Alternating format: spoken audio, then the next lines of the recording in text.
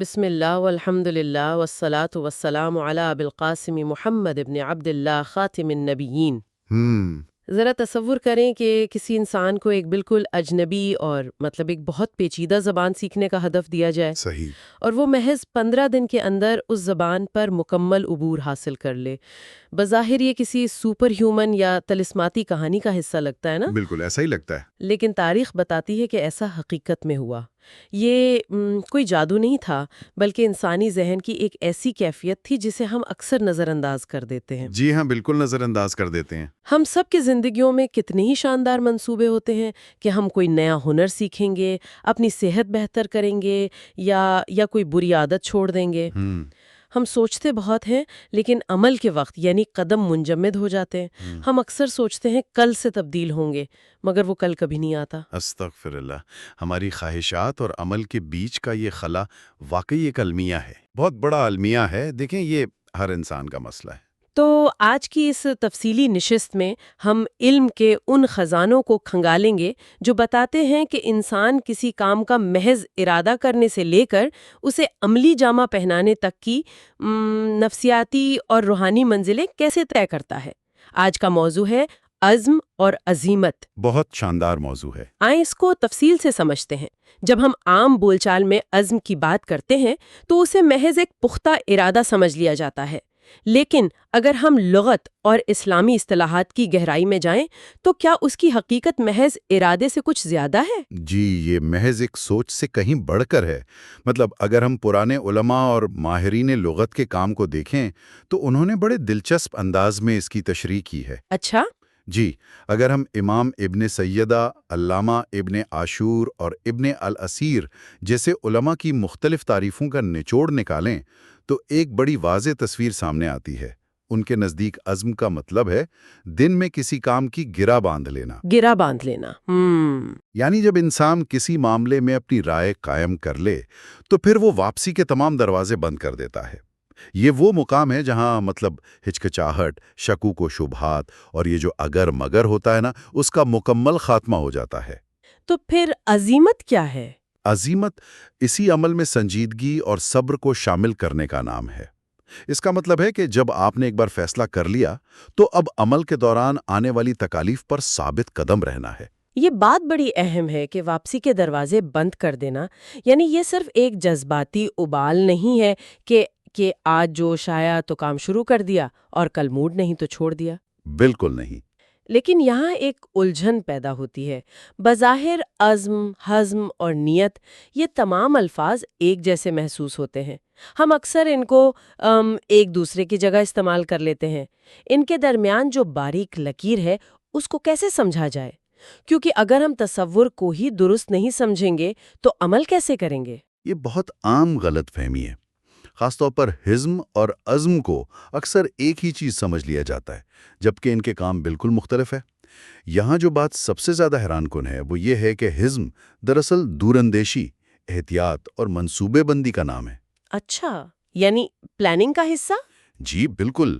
یہ وہ مرحلہ ہے جہاں آپ معاملے کی گہرائی میں دیکھتے ہیں، ممکنہ خطرات کا اندازہ لگاتے ہیں اور غلطی سے بچنے کی تیاری کرتے ہیں۔ اس کے برعکس عزم اس تیار شدہ منصوبے پر پوری قوت اور بے خوفی سے عمل درآمد کرنے کا نام ہے۔ عربی کا ایک شاندار مقولہ ہے کہ لا خیر فی عزم بغیر حزم، یعنی اس عزم میں کوئی بھلائی نہیں جس کے پیچھے حزم یا محتاط منصوبہ بندی نہ ہو۔ صحیح۔ اگر ایک انسان بغیر سوچے سمجھے محض جوش میں آ کر کسی کام میں کود پڑتا ہے تو یہ عزم نہیں، یہ تو بے وقوفی ہے۔ پہلے حزم کے ساتھ غور و فکر کرنا ہوتا ہے، اور جب راستہ واضح ہو جائے تو پھر عزم کے ساتھ آگے بڑھنا ہوتا ہے۔ تو اگر میں اسے ایک روزمرہ کی مثال سے سمجھوں، جی بتائیں۔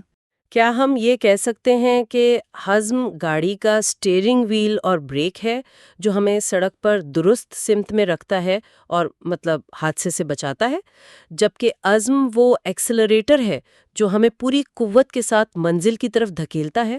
بالکل زبردست تشبیہ ہے۔ سٹیئرنگ کے بغیر ایکسلریٹر دبانا تباہی ہے، اور ایکسلریٹر کے بغیر صرف سٹیئرنگ پکڑ کر بیٹھنا تو یعنی بے مقصد ہے۔ گاڑی چلانے کے لیے دونوں کا توازن ناگزیر ہے، لیکن پھر اس پوری مساوات میں نیت کہاں کھڑی ہے؟ اب جہاں تک نیت کا تعلق ہے تو نیت اور عزم دراصل عمل کے ہی دو مختلف ٹائم لائنز ہیں۔ عزم اس پختہ کیفیت کا نام ہے جو عمل شروع ہونے سے پہلے انسان کے ذہن اور دل میں موجود ہوتی ہے۔ جیسے میں رات کو سوچوں کہ مجھے صبح جلدی اٹھنا ہے۔ بالکل، آپ نے کل صبح جلدی اٹھ کر کوئی اہم کام کرنے کا عزم کر لیا، یہ ذہن کی تیاری ہے۔ لیکن نیت اس مخصوص لمحے کا نام ہے جب آپ عملاً اس کام کا آغاز کر رہے ہوتے ہیں۔ یعنی ایکشن کا لمحہ۔ جی ہاں، یعنی نیت کا براہ راست تعلق عمل کے آغاز والے سیکنڈ سے جڑا ہوتا ہے۔ عزم بنیاد بناتا ہے اور نیت اس پر عمارت کھڑی کرنے کا پہلا قدم ہے۔ زبردست! اس وضاحت سے یہ بات بالکل کھل کر سامنے آ گئی ہے کہ عزم اندھا جوش نہیں بلکہ ایک سوچی سمجھی قوت ارادی ہے۔ بے شک۔ اب ذرا اس کے روحانی اور قرآنی پہلو پر بات کرتے ہیں۔ سورس مٹیریل میں اسے محض دنیاوی کامیابی کا فارمولا نہیں بلکہ روحانی ترقی کا لازمی جز قرار دیا گیا ہے۔ یہاں بات واقعی بہت دلچسپ ہو جاتی ہے۔ سورہ آل عمران کی وہ مشہور آیت ذہن میں آتی ہے، فَإِذَا عَزَمْتَ فَتَوَكَّلْ عَلَى اللَّهِ۔ جی بالکل، کہ جب مشورہ مکمل ہو جائے اور تم عزم کر لو تو پھر اللہ پر توکل کرو۔ اس میں ترتیب بڑی دلچسپ ہے، پہلے مشورہ، پھر عزم اور پھر توکل۔ اس ترتیب کے پیچھے کیا حکمت ہے؟ اسی ترتیب میں تو اصل کمال چھپائیں۔ امام جساس اور علامہ طبری رحمہم اللہ جیسی ہستیوں نے اس کی بڑی گہری نفسیاتی تشریح کی ہیں۔ دیکھیں، انسان فطری طور پر شکوک کا شکار رہتا ہے۔ بالکل۔ مشورے کا حکم اس لیے دیا گیا تاکہ انسان اپنے تمام دستیاب اسباب اختیار کرے، ماہرین سے رائے لے کر حزم کو یقینی بنائے۔ لیکن مشورہ ایک حد تک ہی ہونا چاہیے۔ اگر آپ مسلسل مشورے ہی کرتے رہیں گے تو کبھی عمل نہیں کر پائیں گے، جسے ہم اوور تھنکنگ کہتے ہیں۔ جی، اوور تھنکنگ۔ اس لیے اگلا قدم عزم ہے کہ جب ایک رائے پختہ ہو گئی تو اب تمام وسوسوں اور دیگر آراء کو جھٹک دیں، اور پھر توکل کا مطلب یہ ہے کہ اب پیچھے مڑ کر نہیں دیکھنا، اب نتیجے کی فکر اللہ پر چھوڑ دینی ہے۔ سبحان اللہ۔ قرآنی تاریخ میں عزم کی اہمیت کا اندازہ حضرت آدم علیہ السلام کے واقعے سے ہوتا ہے۔ سورہ طٰہٰ میں اللہ تعالیٰ فرماتا ہے کہ ہم نے آدم سے پہلے عہد لیا تھا، پس وہ بھول گئے اور ہم نے ان میں عزم نہ پایا۔ اور جب ہم غور کرتے ہیں کہ حضرت آدم علیہ السلام جیسی عظیم ہستی سے بھی چوک ہو گئی، استغفر اللہ، یہ انسانی فطرت کی کتنی بڑی کمزوری ہے۔ مطلب ایک مخصوص لمحے میں استقامت کا چھوٹ جانا کتنے بڑے نتائج پیدا کر سکتا ہے۔ بالکل، استغفر اللہ، اللہ ہمیں ثابت قدمی دے۔ مفسرین بتاتے ہیں کہ یہاں عزم نہ پانے کا مطلب یہ نہیں کہ ان میں سرے سے کوئی خوبی نہیں تھی، بلکہ اس مخصوص آزمائش کے لمحے میں وہ اس شجرہ ممنوعہ سے بچنے کے پختہ ارادے کو برقرار نہ رکھ سکے۔ شیطان کے وسوسے کی وجہ سے؟ جی، شیطان کے وسوسے نے اس لمحے کے لیے ان کے عزم کو کمزور کر دیا۔ اگر ہم اسے بڑی تصویر سے جوڑیں تو اسی لیے جب ہم باقی انبیاء کی طرف دیکھتے ہیں تو ان میں سے بعض کو خصوصی طور پر اولو العزم کہا گیا ہے۔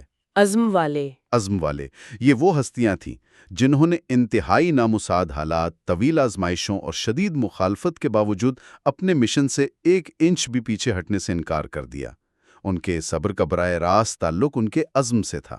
اور میرے خیال میں یہی وجہ ہے کہ احادیث میں ہمیں دعا مانگنے کے آداب میں بھی عزم کی تلقین ملتی ہے، یعنی انسان اللہ کے سامنے بھی پورے یقین سے جائے۔ بالکل درست۔ نبی کریم صلی اللہ علیہ وآلہ وسلم کا فرمان ہے کہ دعا میں یہ نہ کہو کہ اے اللہ اگر تو چاہے تو مجھے بخش دے، بلکہ پورے جزم و یقین کے ساتھ مانگو، یعنی آپ کی طلب میں کوئی ہچکچاہٹ نہیں ہونی چاہیے۔ صحیح۔ اگر ہم اتنے ہی واضح احکامات رکھتے ہیں تو پھر عملی زندگی میں ہم سب اس عزم سے محروم کیوں رہ جاتے ہیں؟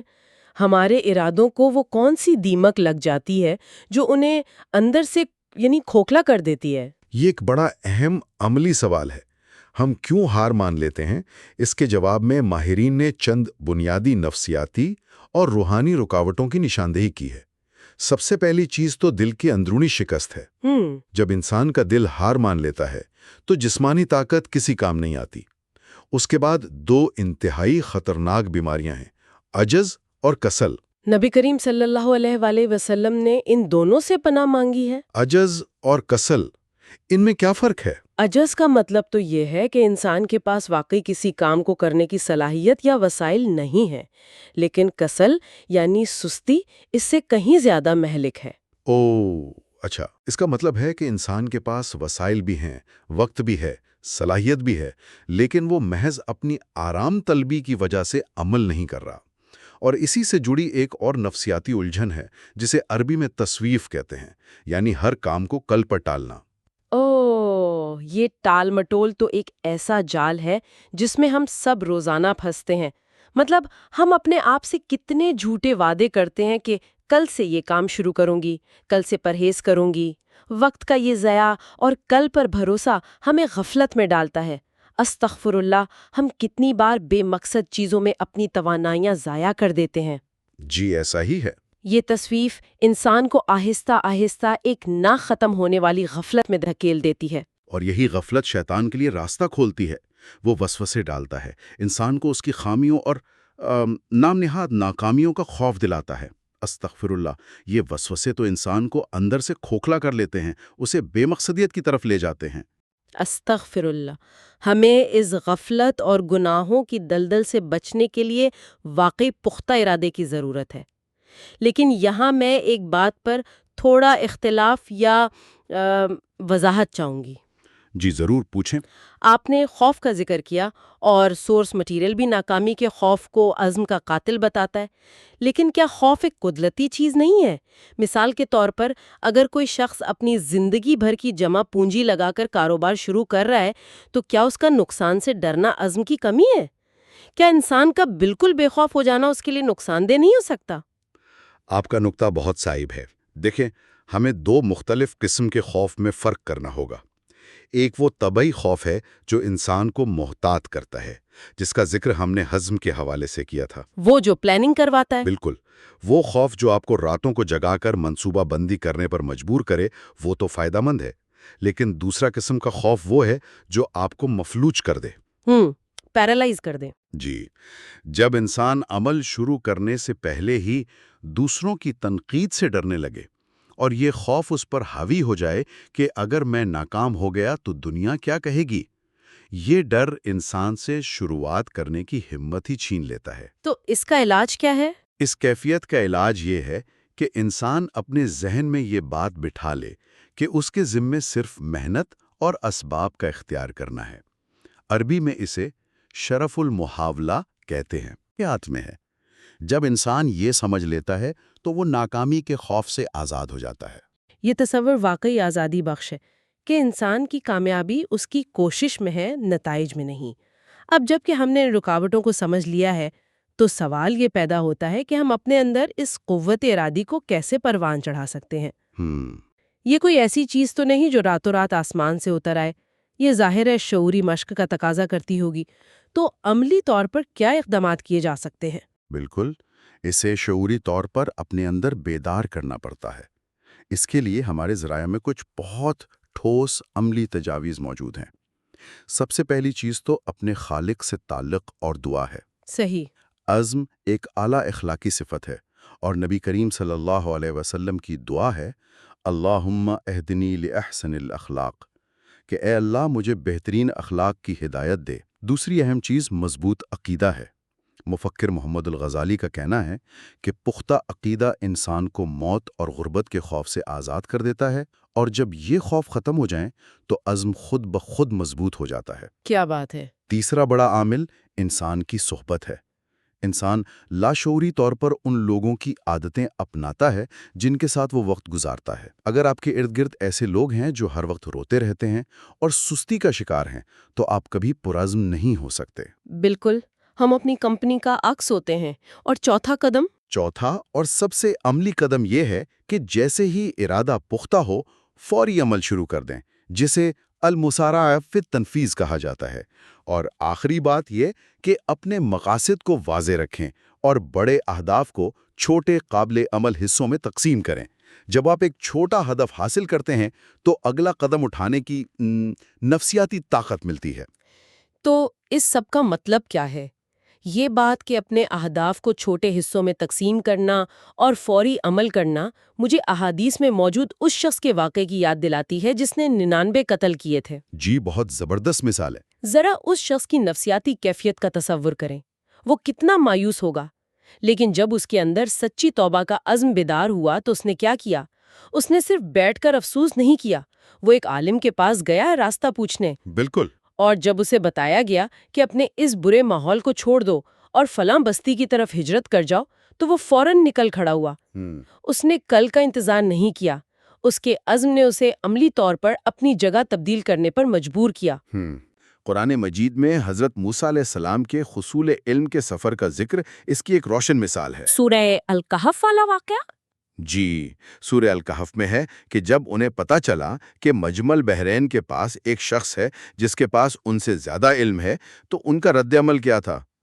انہوں نے کہا، لا ابرح حتی ابلغ مجمع البحرین او امضی حقبا، کہ میں چلتا رہوں گا یہاں تک کہ منزل پر پہنچ جاؤں، چاہے مجھے صدیاں بیت جائیں۔ اللہ اکبر، چاہے صدیاں بیت جائیں۔ یہ کوئی عام سفر نہیں تھا، یہ ایک طالب علم کے اس عزم کا اظہار تھا جو کسی بھی تھکاوٹ یا وقت کی طوالت کو خاطر میں لانے کو تیار نہ تھا۔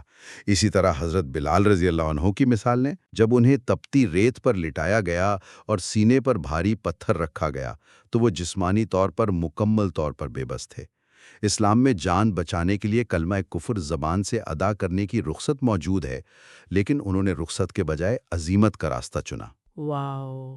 وہ اندر سے اتنے مضبوط تھے کہ جسمانی اذیت ان کے عقیدے کی آواز کو دبا نہ سکی اور وہ احد پکارتے رہے۔ حضرت انس بن نضر رضی اللہ عنہ کا غزوہ احد کا واقعہ بھی انسان کے رونگٹے کھڑے کر دیتا ہے۔ بالکل۔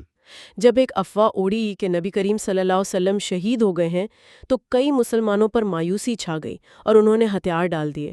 وہ ایک انتہائی افراتفری اور نفسیاتی شکست کا لمحہ تھا، لیکن حضرت انس بن نضر کا ذہنی توازن اور عزم دیکھیں۔ انہوں نے کہا کہ اگر نبی صلی اللہ علیہ وسلم نہیں رہے تو پھر زندہ رہ کے کیا کرنا ہے؟ سبحان اللہ۔ ان کے عزم کی شدت اتنی تھی کہ وہ اکیلے دشمن کی صفوں میں گھس گئے اور شہادت پائی۔ ان کے جسم پر 80 سے زیادہ زخم تھے، اور یہ عزم صرف میدان جنگ تک محدود نہیں تھا۔ بالکل شروع میں جس کا میں نے ذکر کیا تھا نا، جی، 15 دن میں زبان سیکھنے والی بات۔ ہاں، حضرت زید بن ثابت رضی اللہ عنہ، نبی صلی اللہ علیہ وآلہ وسلم نے انہیں یہودیوں کی زبان سیکھنے کا حکم دیا تاکہ خط و کتابت ہو سکے، ایک بالکل نئی زبان، نیا رسم الخط، اور انہوں نے 15 دن کے اندر اسے ایسے سیکھا کہ روانی سے لکھنے اور پڑھنے لگے۔ یہ ذہنی فوکس اور ارادے کی طاقت کی وہ انتہا ہے جو انسان کو حیران کر دیتی ہے۔ اور مزے کی بات یہ ہے کہ یہ عزم صرف افراد کو نہیں بلکہ پوری قوموں کو ناقابل تسخیر بنا دیتا ہے۔ وہ کیسے؟ جب مسلمانوں میں یہ عزم بحیثیت قوم پیدا ہوا تو اس کی دھاک سرحدوں کے پار تک محسوس کی گئی۔ حضرت عمر رضی اللہ عنہ کے دور میں جب مسلمانوں نے فارس فتح کرنا شروع کیا تو وہاں کے بادشاہ یزدگرد نے چین کے بادشاہ کو خط لکھ کر مدد مانگی۔ اچھا۔ چین کے بادشاہ نے اپنے سفیروں کے ذریعے مسلمانوں کے حالات اور ان کے طرز زندگی کے بارے میں معلومات منگوائیں۔ جب اسے ان کے پختہ ارادوں، ان کی سادگی اور ان کی بے خوفی کا علم ہوا تو اس نے یزدگرد کو ایک تاریخی جواب دیا۔ کیا جواب دیا؟ اس نے کہا کہ میں چاہوں تو اتنا بڑا لشکر بھیج سکتا ہوں جس کا ایک سرا میرے ملک میں ہو اور دوسرا تمہارے ملک میں، لیکن جن لوگوں کی صفات تم نے بتائی ہیں یہ وہ لوگ ہیں کہ اگر ان کا ارادہ ہو تو وہ پہاڑوں سے ٹکرا کر انہیں گرا دیں۔ اللہ اکبر۔ اس نے مسلمانوں کے عزم کا سن کر ہی لڑنے سے انکار کر دیا۔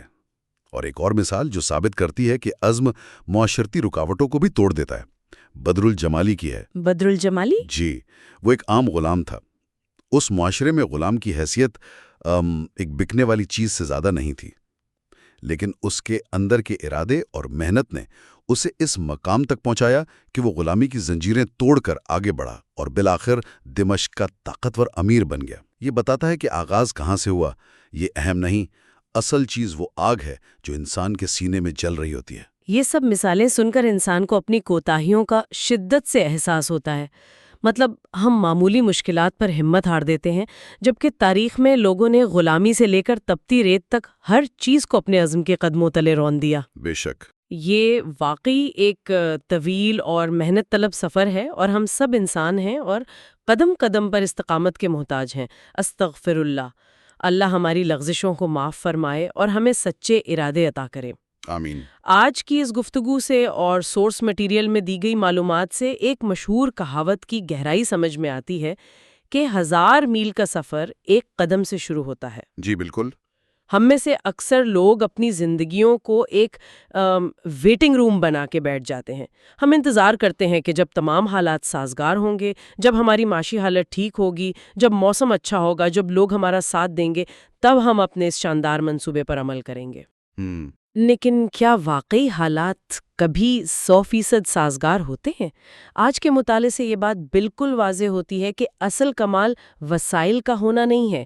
اصل کمال یہ ہے کہ کیا انسان کے اندر ارادے کی وہ پختگی موجود ہے جو راستے کے پتھروں کو بھی پگھلا دے؟ کیا ہم واقعی اندر سے اس تبدیلی کے خواہش مند ہیں جس کا ہم زبان سے دعویٰ کرتے ہیں، یا ہم صرف تصویف کے دائرے میں گھوم رہے ہیں؟ یہ وہ سوال ہے جو ہمیں روزانہ خود سے پوچھنا چاہیے.